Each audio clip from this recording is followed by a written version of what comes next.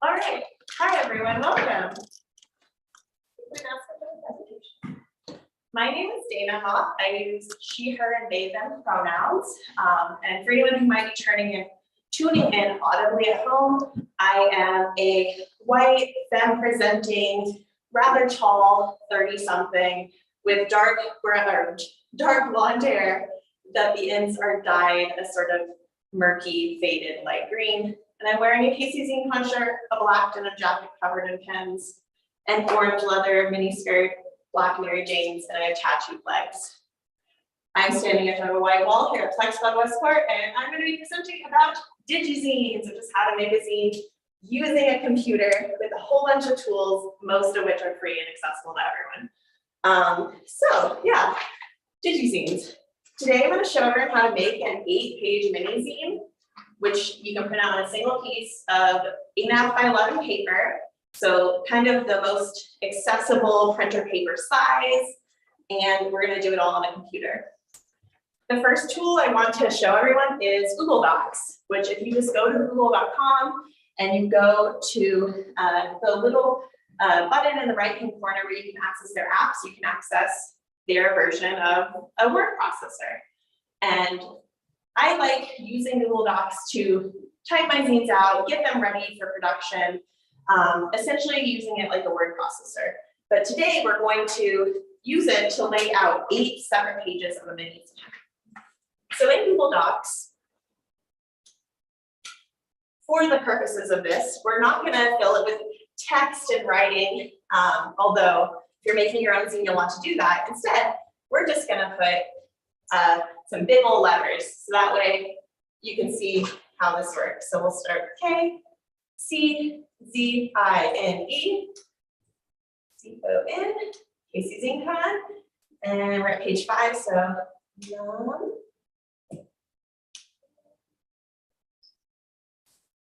7. So that brings us to 9 pages. We gotta get to 8, so there we go. So we've got 8 pages here within Google Drive. And they're just laid out. If you were to print this on your home computer, you would get 8 pages that are this size. That's not a zine.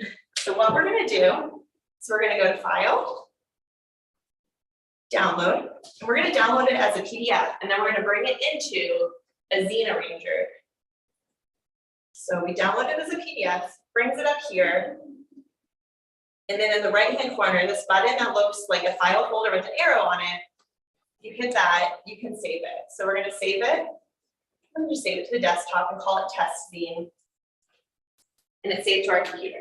Now, I'm going to use a tool that Casey's Zine Code Organizer Nash created called the Zine Arranger. For those of you who are at home, you're like, well, I can't read that little tiny URL up there. Don't worry, I'm going to drop all of the URLs to these tools in the description as soon as this presentation is over. So this is the Zine Arranger by Nash. It looks really kind of lo-fi, and it is. What it does is it takes 8-page PDFs that are laid out just normal portrait mode, and it turns it into the template for an 8-page mini zine, which is kind of what this piece of paper is. It's an 8-page mini zine that has it unfolded. So to use the Zine Arranger, you click this little text button up here that says 8-page mini zine, and it brings you to this page where you have to choose the PDF. So we'll go to Browse, and we'll hit our test zine, and it brings it in. Some interesting things happen to our 8 pages. As you can see, all the ones that are on this top row are upside down. And the first page, so that AB, or, oh, I used my other test zine. I'm sorry. My apologies. I used the test zine I used to test this earlier. Let's pull the one we did together, and so that way this will make more sense. There we go. So our KC and KC ZineCon, it looks like it's at the end where it shouldn't go, but that's actually because when you make this mini zine, this will be your front cover. This will be the first page, the second page, the third page, the fourth page, 5th and 6th, and the back cover. So what we'll do now is we'll actually use this one I printed out to fold it and kind of show you what that magic is. So once you cut your piece of paper out, you fold it, what I call hot dog style. It's kind of like a hot dog bun. Then you unfold it and fold it hamburger style. So kind of like hamburger buns. That gives you a crease that runs like a plus sign across the whole paper. And then we're going to fold it one more time to make it look like this. Now, pardon me, I forgot to grab my scissors. We're just going to take our scissors and we're going to cut from the middle crease to this crease here. So from here to here, not all the way to the very end, but just to the first kind of crease here. So that right there.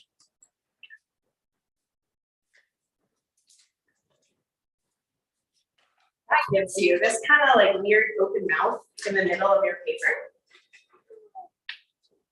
So what we do now to make the actual zine happen is if we fold it back hot dog style, and then we press it in like this, you end up with a mini zine. Usually they're going to be folded a little nicer, doing it standing up and trying to present well. I was talking, the folds are a little messy, but if you take your time and you really make those folds precise, you'll get the most perfect, precise little 8-page booklet that is perfect for zine. And so using Nash's Zine Arranger, we can essentially type 8 pages worth of text and dropping in images like you would using Microsoft Word, save it as a PDF, and it arranges it for you perfectly. So then once we have our Zine Arranger file created, if you hit this print button, it'll open it up so you can print it off on your home computer. You can also, if you just want to save it and, save it as a PDF, email it to yourself and take it to Kinko's, you can go up to your destination and click Save to PDF. You want to do fit to page width, and there we go. Sometimes the scale can get a little wonky, so if you're like, whoa, all of a sudden my Zine Arranger PDF is like 3 pages. You hit fit to page width, it'll zoop it down for you, and you'll be good to go. So that's the most basic way I think to make the zine on a computer is just through, writing into a Word document, exporting it out, and then throwing it in this PDF maker. But what if you want to get more complicated and like really go all out and put, images, put things you've drawn in? How do you do that? You're going to want to get a little more complicated, but the good news is the learning curve is very, easy, and it's still really accessible. This is PhotoKey. So it's photokey.com, and it is an emulator that emulates what Photoshop does. It has essentially the same features, but it's free. And everything I'm going to show you for PhotoKey, you can also do in Adobe Photoshop if you have access to that program. And so in PhotoKey, if you want to make an 8-page mini, you're going to go to New Project. You're going to get a menu that looks a lot like this. So you're going to go to Print, and then Letter. Because again, we want that 8.5 by 11 sheet of paper that is like essentially the sheet of paper everyone can get for their home computer. We want to make sure the DPI is 300 pixels per inch, because that's going to let us print it out and have it not be like fuzzy and pixelated. 300 dots per inch is the standard, like print-friendly resolution. So we hit create, and it's going to give us this. But that's like a portrait piece of paper. We need something that is in landscape. So the first thing that we're going to do is we're going to go up to image. Oops, sorry, we're going to go to edit. Transform. Do rotate. Nope. That is wrong.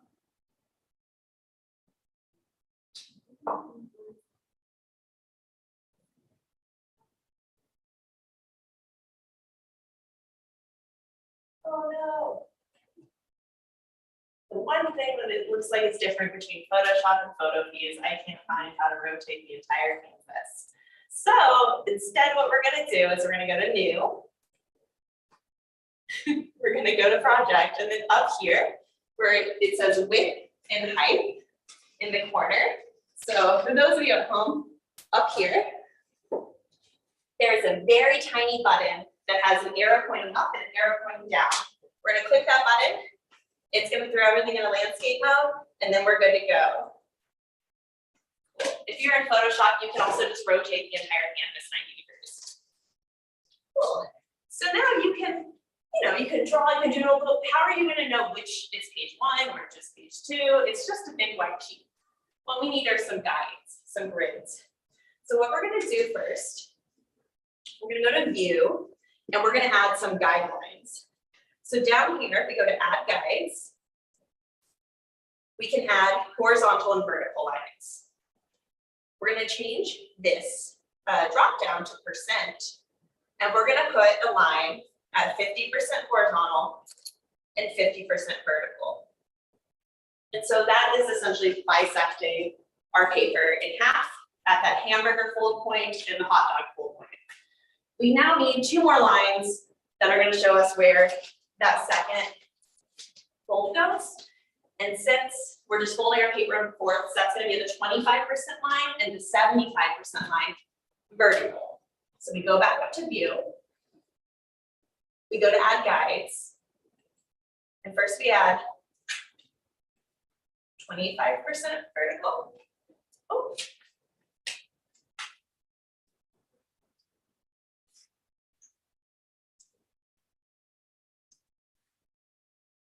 Has a different definition between vertical and horizontal than I do, because I would say that the vertical line is the vertical line, but they mean essentially they're reverse.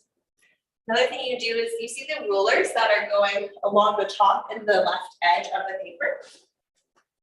If we right click on them, we can change that to percent. And then we can pick up, if you click on the ruler and then start dragging, it'll give you one of those lines. So then you can place it at the 25 mark. Ding, there we go. And at the 75% mark.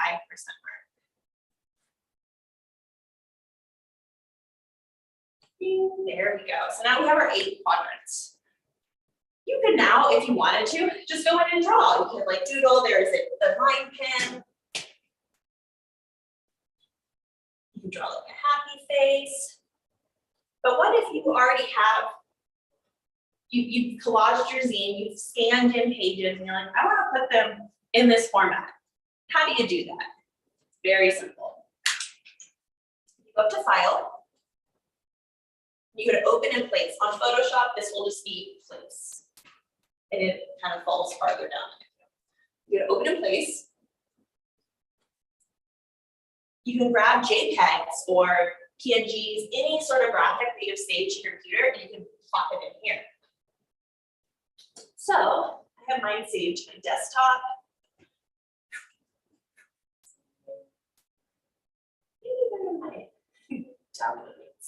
There they are.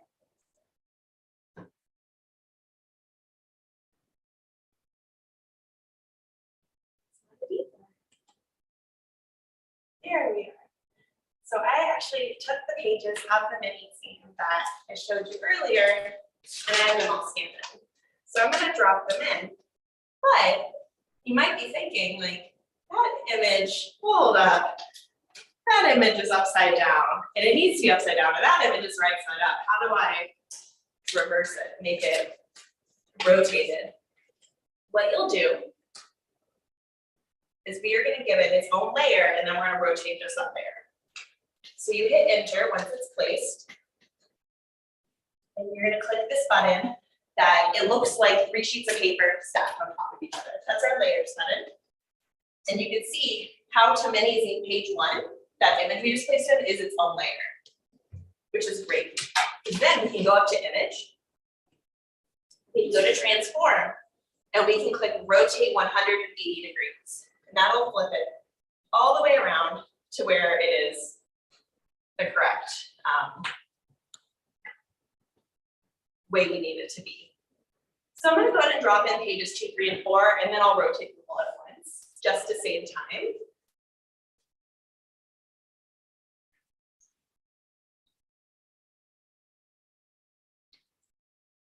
So you can select multiple images as you like. It inserts them all in. We'll go ahead and drag them to where we want them to be. So we'll just do here.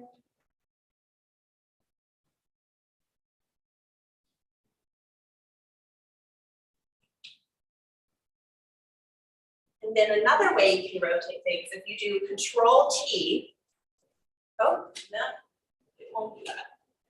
You do transform controls, there we go. The checkbox in Photoshop, if you do Control T, it'll bring up these transform controls. As you can probably tell, I'm more versed in Photoshop than I am Photopea. But the good news is they both have essentially the same features. So we're gonna rotate it around. And if you hold down the shift button while you do that rotating, it'll sort of snap it at every like 25%. So that way you can make sure it's perfectly straight and tall. And then we're going to drag it right here. And we can even do 2 of them at once. So once we hit enter, we can maybe grab these 2 at once. We'll put them in the little squares, and then we'll hold down shift while we click both the 3 of the P4, and you can see they're both selected now. And then we're going to hold down shift and rotate. There we go. Make sure you grab the images and not your guides. They can also be selected. We're just going to drop them right here. All right. So now that those are in place, we can go ahead and put our bottom row in. It's exactly the same way. We're just not going to rotate them.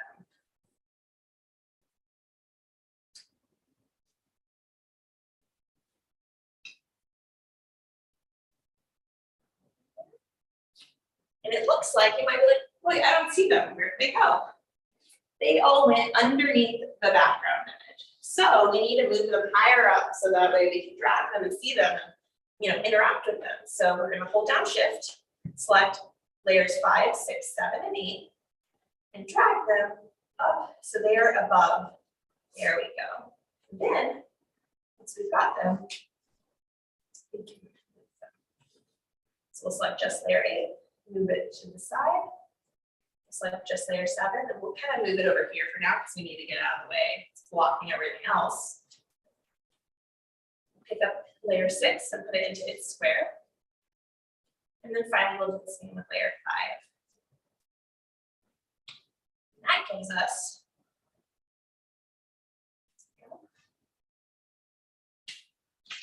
we now have the same 8-page mini theme that we made.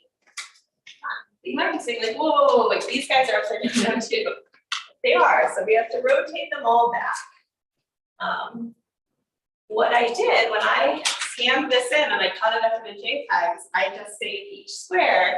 So when I saved them, they were upside down. That's a rookie mistake. I should have caught that before I saved them all and got them ready for this presentation. Whoops. But it's a good excuse to kind of go back over what we learned with the transform tool. So we have transform control selected. We selected all 4 of our layers. I come over so we can get access to this little rotator tool, hold down shift, spin them around, and then we're gonna have to put them right back where we want.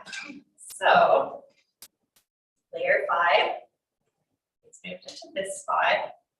They're covered up right now by layer 7 and 8, but that's okay. We'll get them back. Same with 6. We'll pull 7 into this spot right here. And then layer 8, which is our cover, snugly right in there. There we go. So you see now you've got your zine all set up, ready to go, ready to print. With Photopea and Photoshop, you can export it as again a PDF. So it's the easiest way to print it for kind of a nice smaller file size compared to like saving it as a giant JPEG. and the quality is a lot better. So just gonna export it as a PDF. This, again, want our quality all the way up, format PDF. We're gonna hit save. It brings it right back to the same sort of box that we saw with our Google one. So we just click the folder with the arrow, and it lets us save it. One more really great free tool for making zines is the electric zine maker. It is a zine project that is Zinester paid that is completely free and DIY, so it's wonderfully in the spirit of zines. And it's something you can actually download to your computer. I don't have it myself because I'm a Photoshop nerd, so I prefer to lay out my zines in Photoshop. But if you go to this website, which again, I will drop it in the chat as soon as this presentation is finished, you can download it from Itch or Angel on your computer. And what you'll have access to is a program that's kind of a lot like, for any of the millennials, a lot like KidPix. If you remember KidPix from when you were a kid? It helps you with giving you a template that, again, it's our 8-page mini zine, and it gives you some tools, like a drawing tool, some stamp tools, so you can kind of draw and create inside the zine maker. It's a really fun tool, and so I recommend anyone who, maybe PhotoKey feels a little intimidating and you don't have access to Photoshop, try downloading the electric zine maker first and let your imagination run wild. So those are the tools that I like to use to make digital zines. We'll go over them kind of quickly one more time. You can make them in Photoshop, make them out in PhotoKey. You can use the electric zine maker, or you can drop any PDF that is 8 pages into Nash High's Zine Arranger. And all of them will give you a little 8-page PDF that you can take to Kinko's and make your first zines with. So yeah, that is Digizines. Are there any questions? All right then.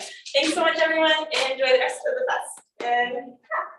Thank you. Thank you.